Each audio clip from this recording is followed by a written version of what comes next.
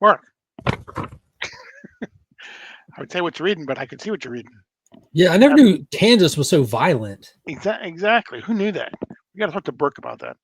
That explains a lot, though. It does. We got count them, two absolute issues to do this week, and we're going to get to both of them right after this.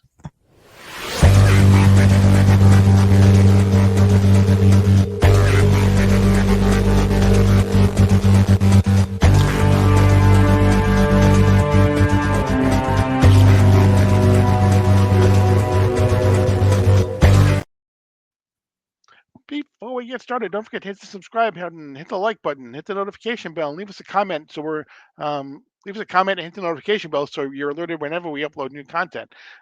We got two absolute issues this week. We've got Absolute Green Lantern number 8, and we have Absolute Superman number 13. And in case you were wondering, Absolute Green Lantern number 8, it's a new story starts here. Starts right here. It even tells you right on the cover. It says a new story starts here. So if you've been confused, lost, or questioning, if you want to try it, now's the time. Give it a shot. Yeah, it really is. So we have we start off with four colored panels in the very first on the very first page. Yeah, and if you've been reading, you realize that that's a representation of what we've been introduced so far to the color spectrum. You got the gold, green, red, and then the dark stars with the black and the different. I don't even want to say like emotional spectrum, but the enlightenment scale almost. Exactly, it really is, and and it's it kind of. I want to say that in some ways, the color kind of represents the theme of the panel. Yeah, The yellow is, I don't understand anything, so she's kind of afraid of the future and everything, and how her life is and everything like that. and So full self-awareness as well. Like I don't understand anything. right, right. So we go back in time, and again, props to Al Ewing for not telling us that we're going back in time, but we can tell. Um, Yeah, it pretty much starts with a car ride with young Joe Mullen and her father, her conveying that she doesn't want to move, my friends, my this, my that, and her dad saying we're gonna have to make new friends. Her parents just split up and they're moving to a small town where he's from, where everything will be better and they can start anew. And that small town is called Evergreen, where the first 7 issues of our tale took place. Correct. And so we basically, he's not thrilled with the friends she has made before. He's also not thrilled with the friends she's making in Evergreen as well. The Yeah, first she's one, playing with a young Harold. yeah, who wants to be a pilot, and he's like, pilot, and like he wanted to be something next week, and then next week is like he wants to be a police officer, Told and you. little exactly, yeah, and it's like, yeah, okay, yeah, well, he'll think of something else. He goes, although being a police officer is commendable. Yeah, and he even says that young boy has no willpower. Right, exactly, Yeah. exactly. We jump forward. We're still in the past, but we jump forward to her joining the police force in Evergreen, and we see she's talking to the police, the police captain or the commissioner, or whatever. His last name is Hand.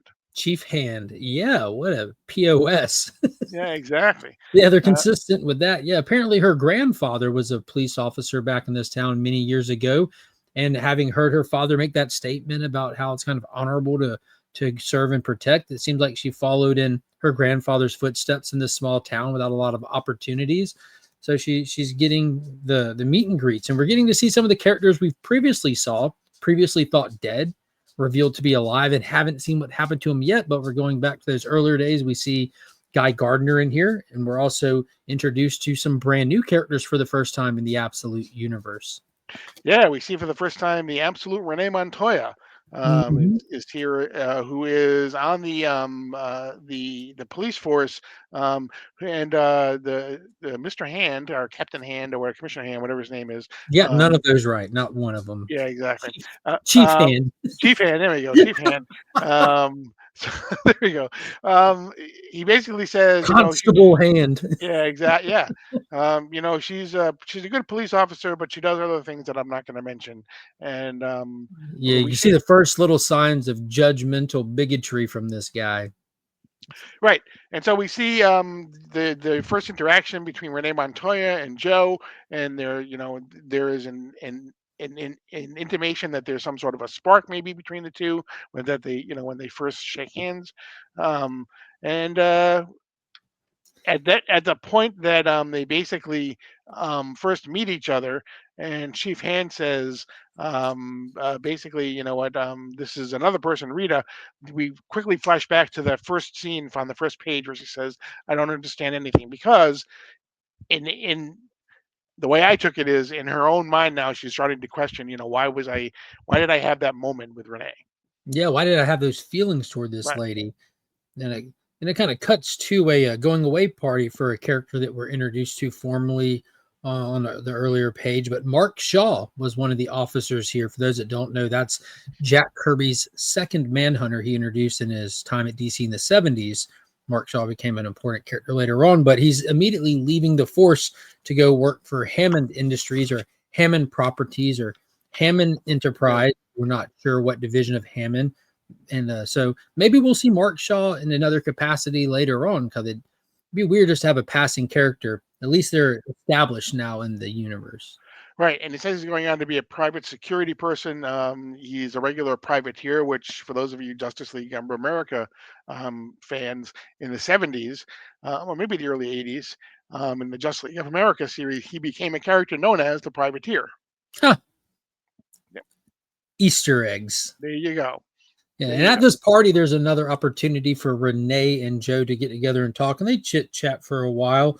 They talk to the point of going out, hanging out outside of work, where Renee Montoya sneaks a little kiss, and Joe immediately pulls away, feeling like she feel feelings of guilt that she's doing something wrong, that Renee misread the situation and misread her, and kind of just gave her the, it's not you, I'm sorry, this is whatever kind of thing, and they kind of part ways as Renee moves on to her new job in the big old city.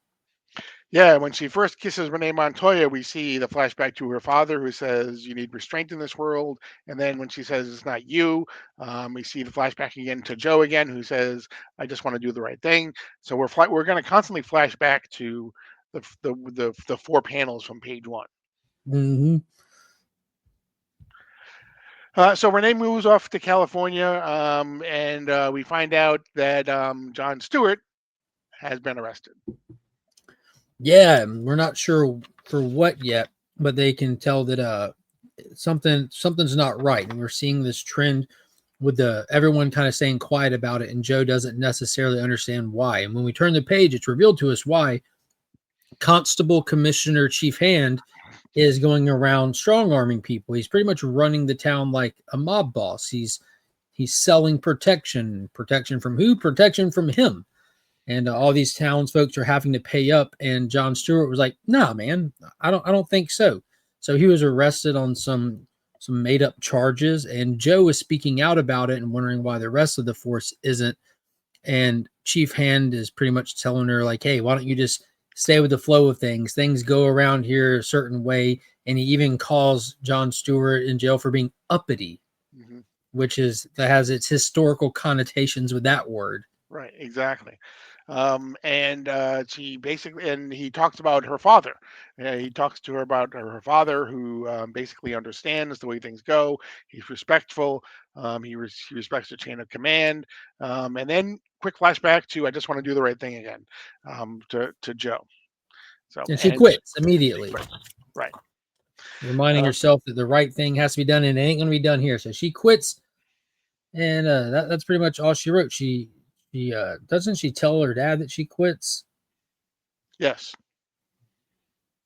Yeah, she tells him what he was doing about the bribes to run the protection racket, that he's a racist, bigoted POS. And her dad just is kind of pretty dismissive at this point. We always see him sitting at the table, kind of reading the paper, talking to her secondhand to whatever he's doing, some non activity at the time. And he's not even giving her, not even connecting eyes, talking to her, just reading the paper. I'm sure it was a misunderstanding.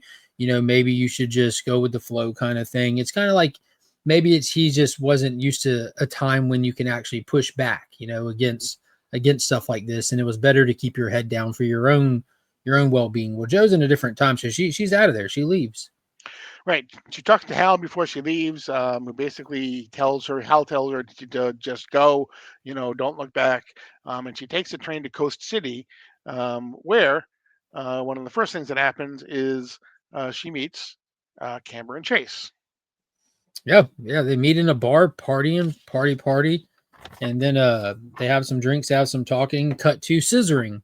Right. Which Yeah, I thought it was actually interesting that in the bar, the color, it's highlighted in violet. Yeah, violet. Yeah, yeah. So exactly. we got like the color. I didn't even make that connection, but yeah, we got like the star sapphire violet on all those pages. Very, Mhm, very good catch. mhm.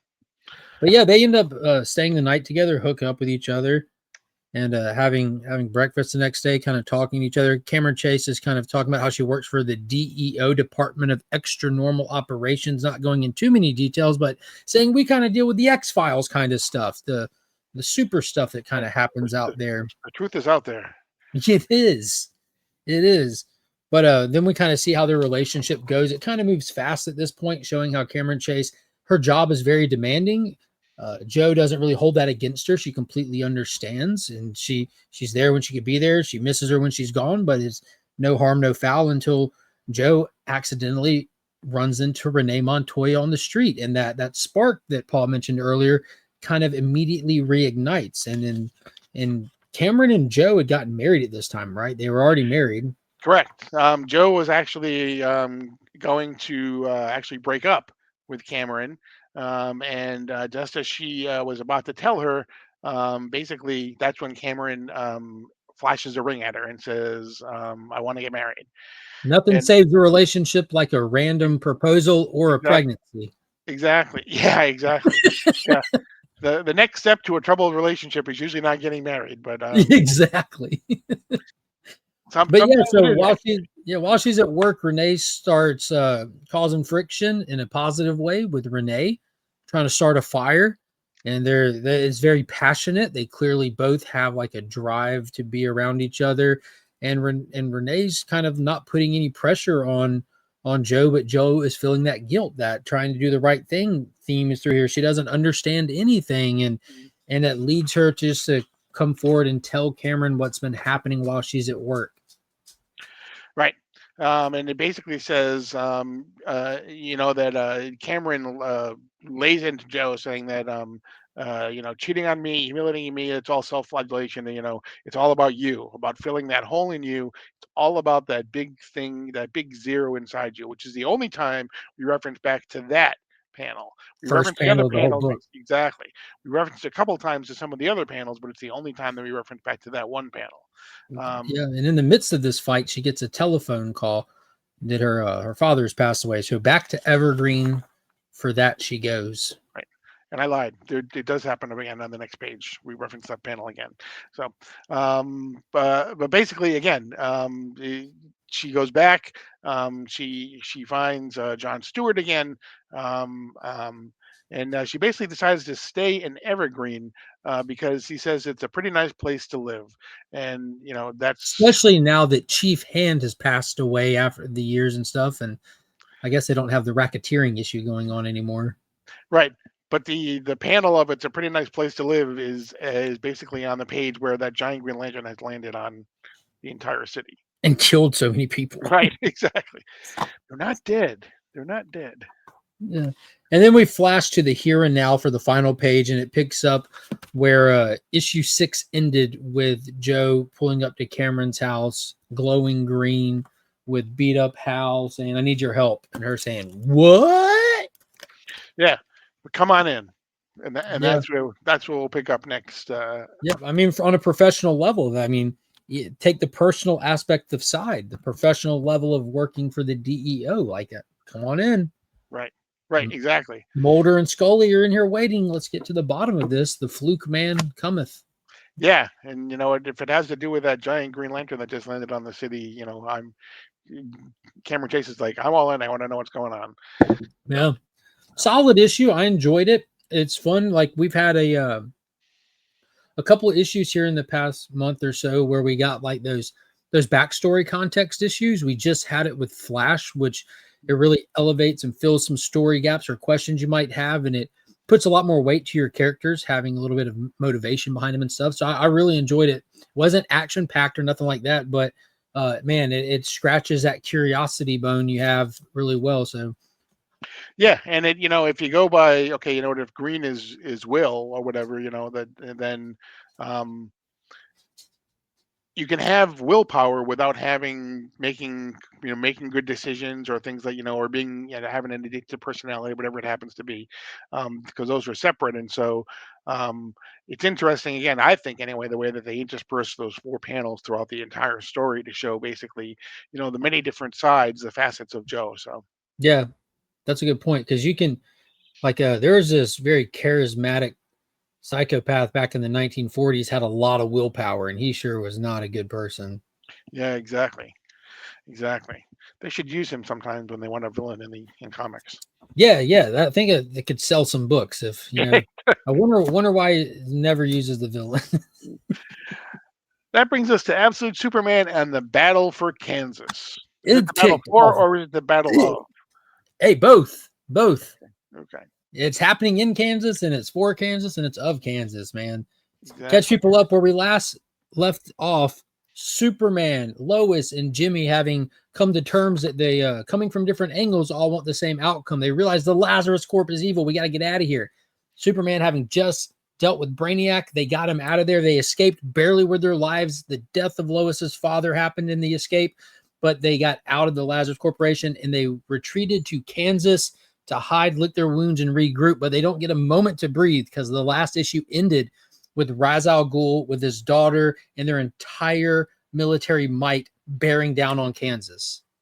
Yes, and we see that right from the very beginning. Again, we're flashing back to 6 weeks, but we see basically the tanks on the streets of Smallville.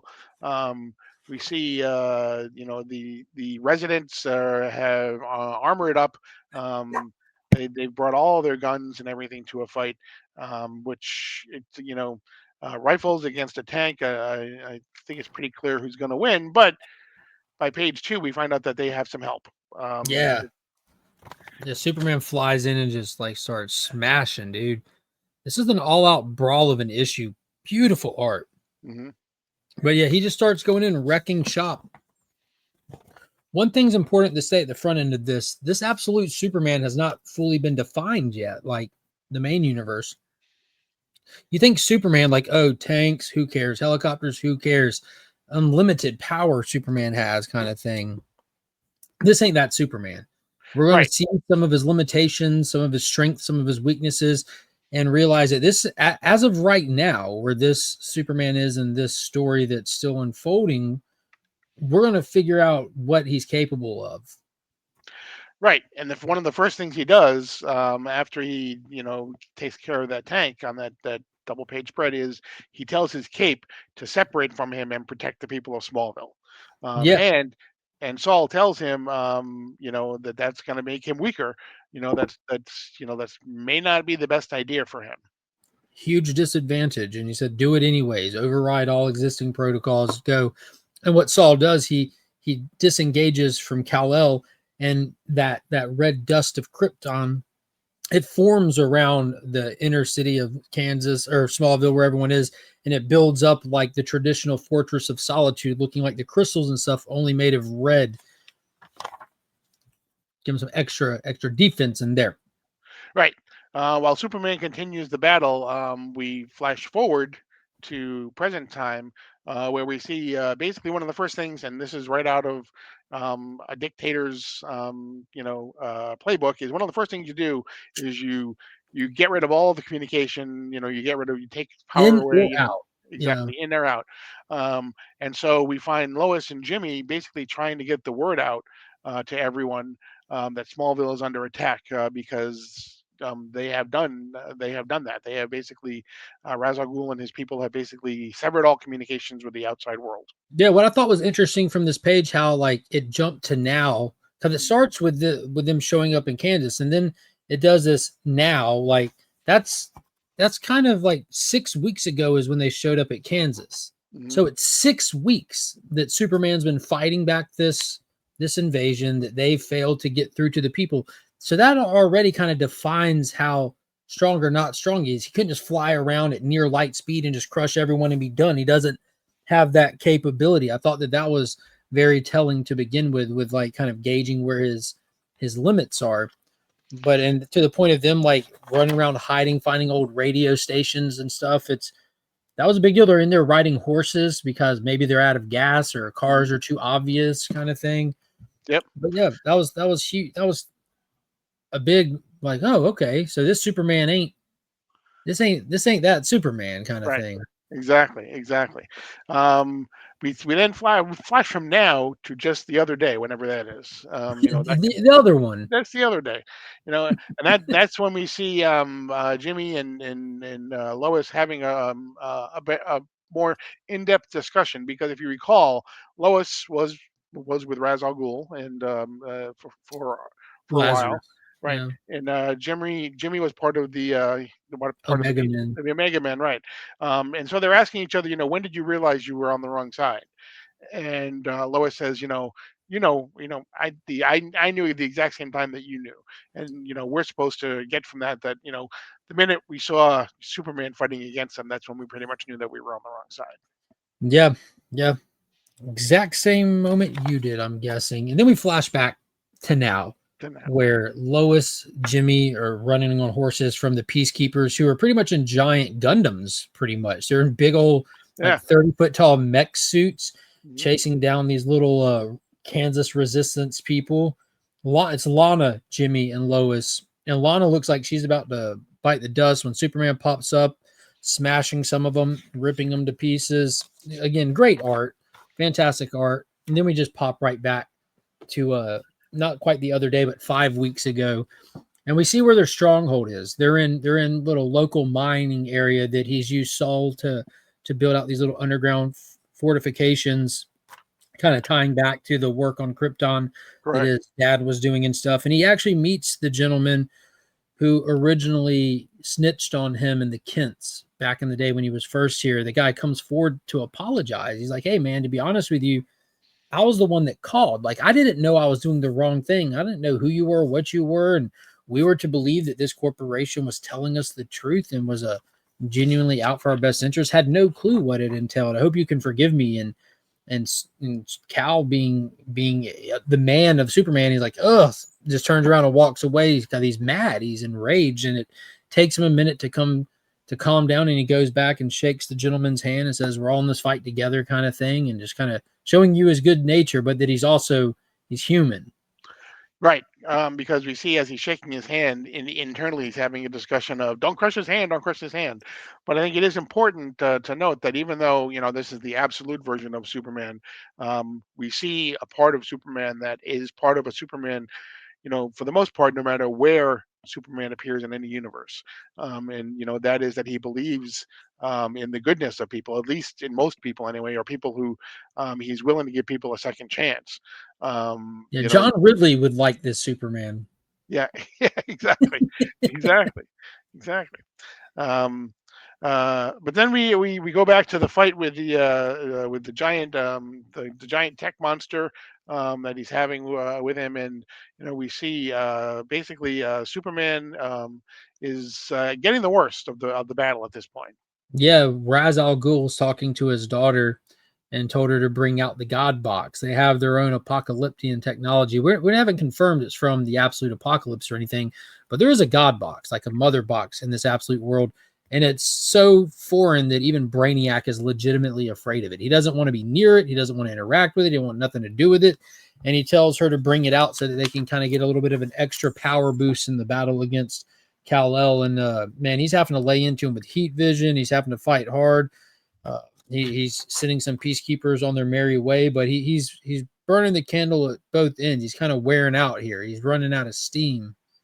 Right, and Saul is having his own problems because it's at this point that we find out that Brainiac is basically taking control of Saul. Has So Saul is hacked gone. hacked into it completely. Turned the fortress purple. Took down the defenses. Superman's getting blasted, and they got him down on his back. And then Raz shows up with the kryptonite sword. And what does he say to him? He says, "You will kneel before Ra's al Ghul." It's, Easter egg.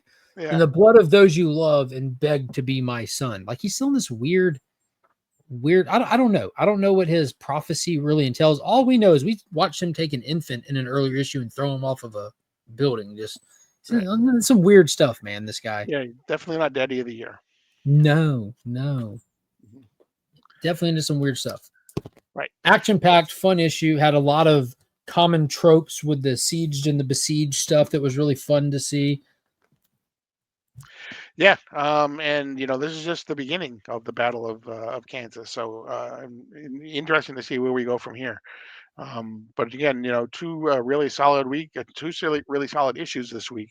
Um, we were talking beforehand. The Absolute Universe is still crushing it from a sales standpoint as well. So I think you said for September, right? It was Absolute Batman and Absolute Superman were the number one, number two issues of the month. So things are still on an upward trajectory for these titles. So, and it's not too late. Even though we're 13 issues in or whatever, you can very easily. It's not like you have to go back and get like 9 trade paperbacks to start from the beginning. So if you can, because this is what everybody's talking about, is go back and find the Absolute Universe stuff and catch yourself up because you won't be disappointed. Mm-mm. So Super solid stuff. Or just exactly, grab the most recent issue and just start reading. yeah. After about 2, 3 issues at most, you won't feel lost at all. You won't feel Mhm. like you're missing anything. And that's the nature Absolutely. of comic books. You can't cry foul because you weren't there in 1938 when Superman was invented. You'll be fine. Just Right, grab one exactly. and start reading. But that's going to be it for this edition of DC Comics Deep Dive. Again, don't forget to subscribe. Don't forget to like. Leave us a comment. Let us know how we're doing. And hit the notification bell so you're alerted whenever we upload new content. But for now, I am Paul. He is Mark. But we are Legion. And you're now leaving Sector 2815.